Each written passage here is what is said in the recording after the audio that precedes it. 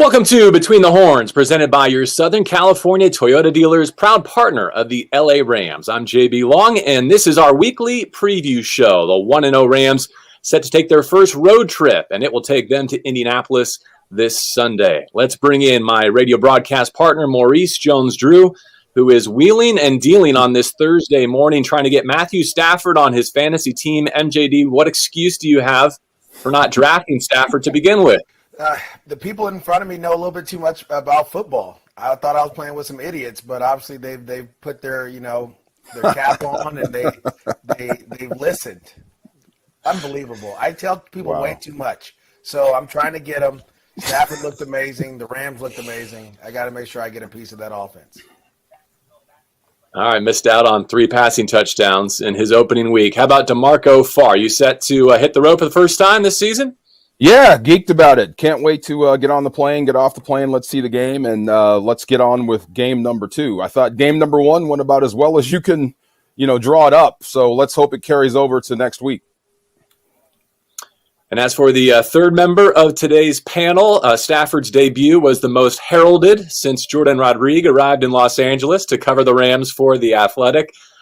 Glad to have her making her debut appearance on Between the Horns. Good morning, Jordan. Good morning. Thank you so much for having me. I don't need coffee all week after watching that one. Just kidding. I really need coffee all week. But that was really fun to watch. That was certainly exciting and great to hear too, with all the fans in the stands as well. Well, apart aside from the Rams, I'd love to start by getting your biggest week 1 overreactions from around the NFL. Again, it doesn't have to be Rams related. Jordan, you want to lead off? Yeah, I think I sent you this in all caps in an email. It was like, NFC West is going to be the first division to colonize Mars.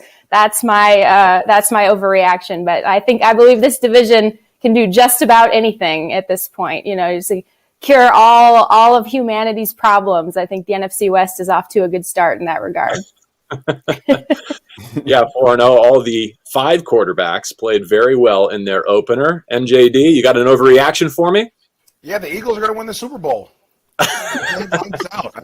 Jalen Hurts looked awesome. Defense was going around. I think the Eagles looked really good. Now, they have a tougher test this week against the San Francisco 49ers, but, man, what a start for what they had to do this week. Yeah, I think Chandler Jones is going to smash that single-season sack record. He's going to go for 80-plus this year after having 5 in week 1. DeMarco, your turn. Oh, man. That Tennessee is as bad as we saw week 1 or vice versa. Conversely, that Arizona is as good as we saw week 1. I guess the other one is if you look at what happened on that crazy Monday night game, Baltimore comes in with virtually no running backs. They're down their best corner, and they take the Raiders to overtime and lose the game. So I guess the Raiders are going to make the playoffs, and Baltimore is going to miss the playoffs based on 1 week. All right, so DeMarco, back to you. We'll use that starting point as our backdrop to try and not overreact to the Rams' opening win over the Chicago Bears. But in terms of Stafford's debut, could not have drawn it up much better. Has it changed your outlook on the 2021 campaign for LA? A little bit. I was excited going in offensively with the receiving core, with Matthew Stafford, with the offensive line. I was excited. I'm a little more excited than I was seeing it live, seeing Matthew Stafford with Sean McVay with these weapons. We had talked all year long about, or all offseason about, what would this offense look like once it turned vertical? Well, you just saw it. Van Jefferson gets by the defense. Cooper Kupp gets deep.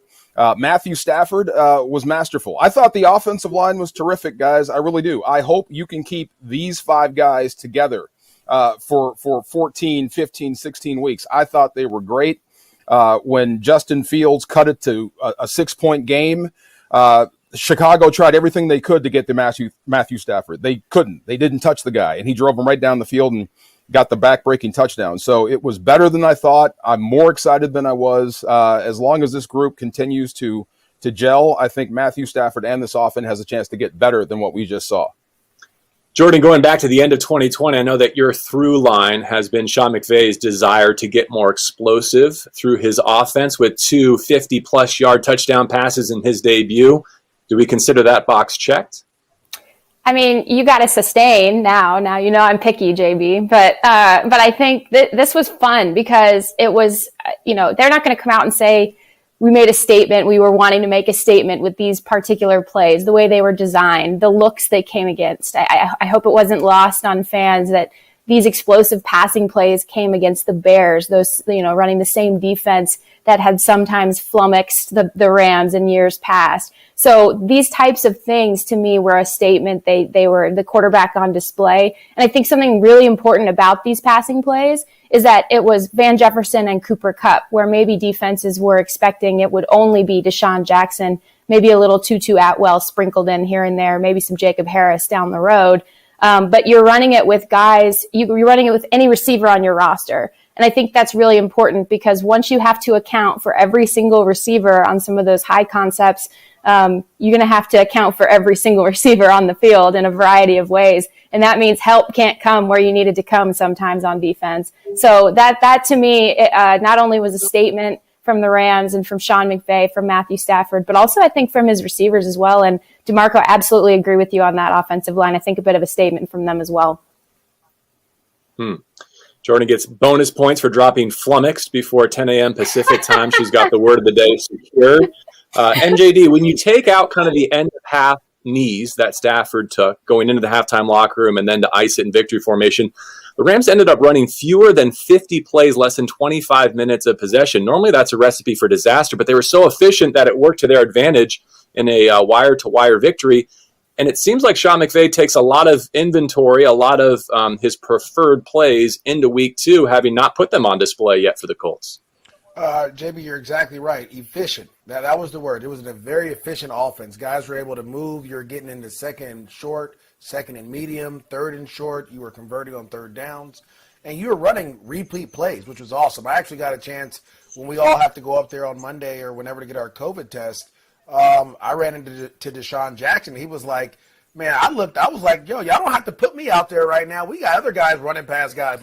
Let's save these old legs for when we actually need them, which is, it kind of goes back to what Jordan was saying, is that you have to account for everyone. So when Sean McVay now can dial up plays for anyone to get open, Matthew Stafford can read the defense, go through his progression, have time to go through his progression, and find guys, it becomes a problem. And the play we're watching, this play action fake, that was designed for Van Jefferson. Last year, we didn't see any of that anything designed for Van Jefferson until we got to Tampa Bay back in like late November, early December. And so you're starting to see this offense kind of blossom a little bit more, right? And we talk about the vertical passing game. That's just only going to open up the screen, the bubble screen that Cooper Kupp got to get the first down. That's only going to open up the running game for Darrell Henderson. That's only going to open up the tight end screens for Tyler Higbee and the other stuff across the middle. When everyone can go vertical, all of a sudden the defense is kind of put in a bind.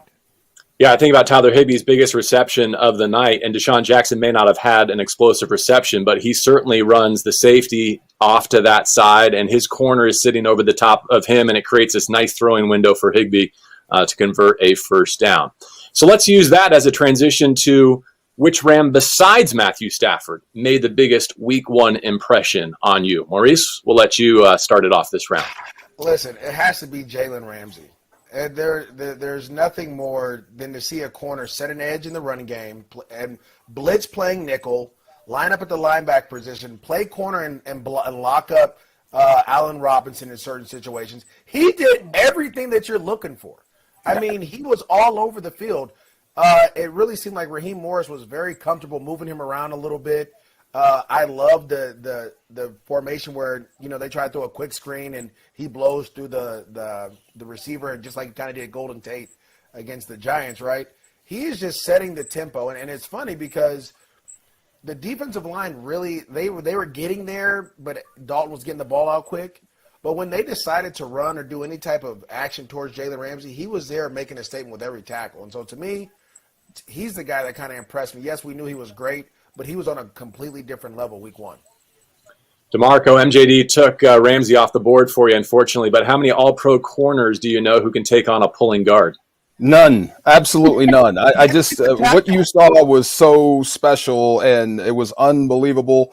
Every tackle he made was violent.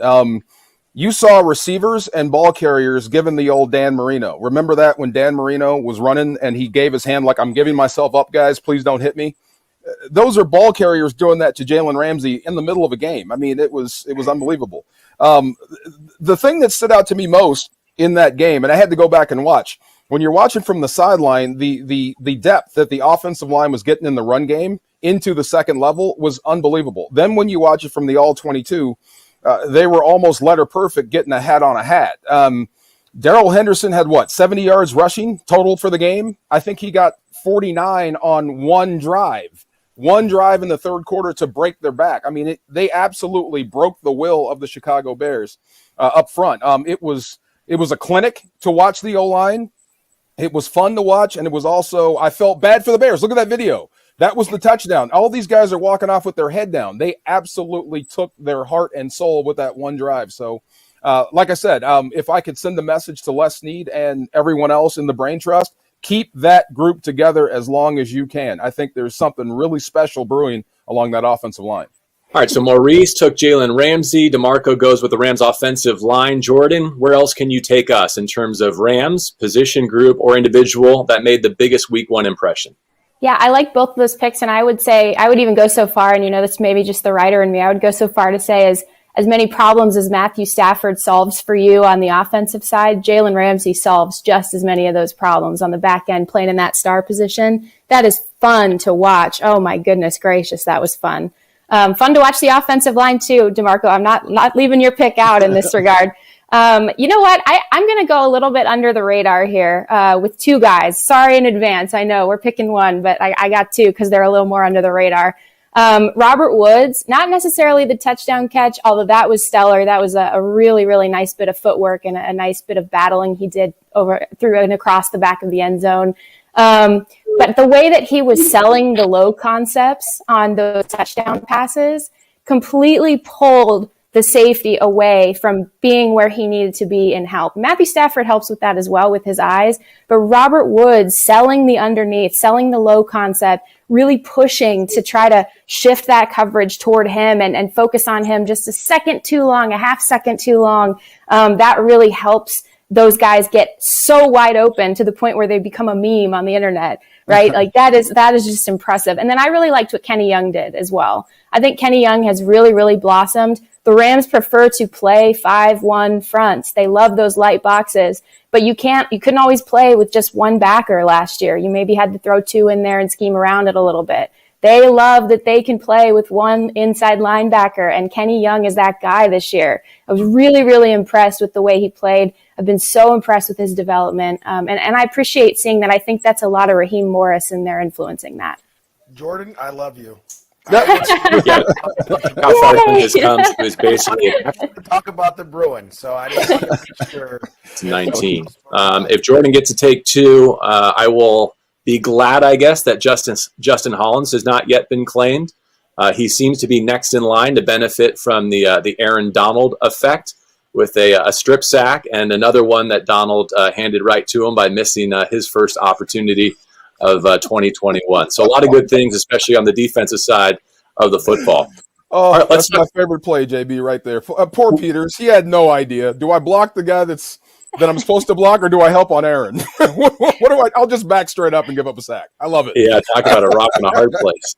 Let's talk some running game, Maurice. And coming out of week one, do you have more questions about the Rams' running game, their ability to move the chains efficiently, prior to maybe the fourth quarter of that week one opener against the Bears, or more questions about the Rams' ability to stop the run and to fit some of their gaps against David Montgomery and the Bears? To be honest, I have zero question about either. I thought early in the game, you let up a big run just because if you don't do live run fits, it's hard to fit the run, right? If you're not in preseason, guys aren't fitting where they're supposed to go. If you're not doing those things live, if you're not doing live periods in practice, it's hard to fit the run. What I loved about what the Rams did, there's two ways to run the ball. Some teams like to run to set up the pass. Others like to pass to set up the run. When the Bears knew that the Rams were in a 4-minute offense and they were running the ball, and JB, we talked about this in our broadcast, those shotgun runs came out of nowhere, right? Mm-hmm. And they just literally just ran the ball down the field 4, 5, 6, 8, 10 yards a clip. And so to me, I think when the Rams want to run the ball, they can. Right, offensively, and that's when they want to. They necessarily don't have to run the ball. They just want to do it a little bit to open up some of their passing game. And then on the defensive side, the questions were answered late in the game when David Montgomery started. Late in the game, we always talk about how running backs get stronger. Well, it was the other way around. That defense started to tighten down a little bit, and they forced Andy Dalton to throw the ball. Now, when Justin Fields came in on that kind of fly sweep motion thing, that was a little wonky. You're not going to see that every week when they're going to, shift another quarterback in unless you're playing the Niners, and that'll be a time where you have to game plan for that. But other than that, they locked it down in that second half, and that's what you're looking for. So no real concerns on either part, to be honest.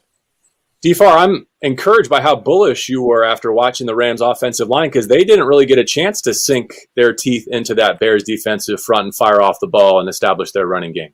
No, they did, but it was just for a short period of time. It was in the second half, and the game was over. They took it out to a 2-score lead, and that was pretty much it. But when they needed to have it, and to Maurice's point about Justin Fields getting in the end zone, that dude is going to be a problem. He was in the end zone on his third step, so that was amazing. But when he did score, it gave the Bears life, and the Rams went to work offensively and just moved the ball down the field and took whatever momentum they had away. So that was great. Now, defensively, okay, this should not be a shock that the Bears ran the football. We have been talking about this since day one of training camp, possibly even when Michael Brockers left the team. We said this was going to be an issue. So I'll try to be as Sean McVay about this as I can. I thought Aaron Donald played his butt off in the middle. I thought Sebastian Joseph Day was a wrap-up away from a 2 tackles for loss. And that's about all I'll mention. But everything else needs to get better. And I did see something that I've never seen before. I've seen Aaron Donald get held before, but at least he drags the guy with him as he's holding. This was the first time I've seen Aaron get grabbed, and he couldn't get away. That's how that first big run popped. So maybe the guy he was playing against was a little stronger than I thought, but that run game defense needs to improve big time. So be happy with the victory. I'm happy Aaron Donald ended the game with a sack.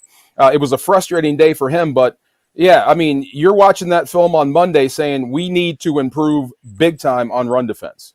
Especially because you're going to Indianapolis next. They've got 2 talented backs and one of the better offensive lines in the league, even though they didn't show it in their opener against Seattle. So, Jordan, let's spin it forward to week 2 as we preview the Rams and the Colts. Give me a matchup you like the most from the Rams' perspective, and one that maybe concerns you a little bit for LA, one that might favor the Colts. Well, I am curious to see what these running backs can do against this defensive front, but I might politely and pleasantly disagree a bit on the concern about the run defense. Just because the Rams, their coverage dictates their front, so they're gonna contain and put a roof over the back.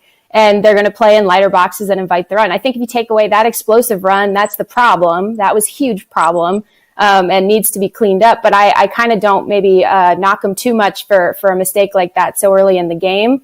The rest of the game, David Montgomery was 3.7 yards per carry. That's the sweet spot where the Rams really want to be. And Andy Dalton, in turn, was not able to complete a pass of over 14 yards down the field. So that's exactly what they want. They want to give you just a little bit, those paper cuts that we always talk about, a little bit at a time, and just sort of break your will and break your ego in that way. But the Colts now, I think the Colts have a really solid run game. So I'm interested and curious to see what that matchup looks like, to see if maybe some of the concerning qualities about what happened Sunday show up in greater force, or maybe the things that we aren't as concerned about show up in greater force. And I don't know if he's going to be healthy or not, but on the Rams side, I am very selfish, and I just want to see Quentin Nelson and Aaron Donald battle each other.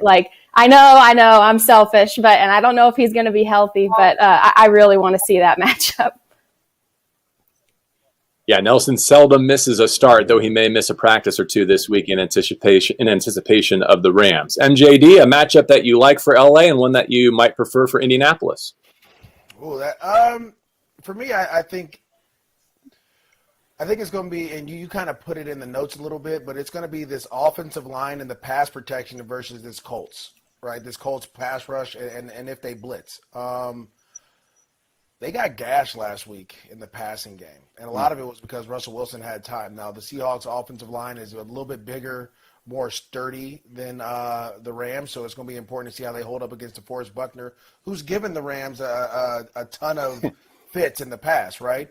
But then also Darius Leonard on the blitz. Darrell Henderson did a great job of picking up the blitz against the Bears. Can you do it again against an all-pro caliber guy that has long arms, can swim move, and has different moves to rush the passer?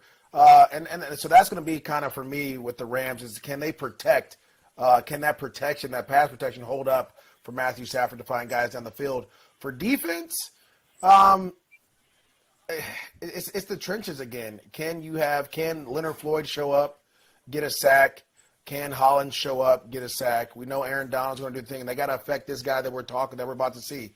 He's back. He's happy. He's confident. He's comfortable. I'm going to watch the game after this, kind of really get more of a breakdown. But remember, let's remember when this group was together, JB, and Carson Wentz came to with Philly and came to LA. It wasn't a good game for the Rams. So can they find a way to bounce back and get after this guy here? And we'll see.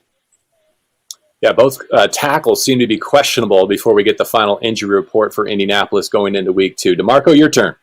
Murray's just took a few. I mean, Floyd versus their left tackle, who kind of got bounced around a little bit, versus Seattle. Carson Wentz, I was impressed with because he was under duress because the offensive line was, kind of leaky up front versus Seattle. So Hollins on the right side. Let's see if you can do that again. You get your first multi-sack game. Let's see if you can follow that up with another one.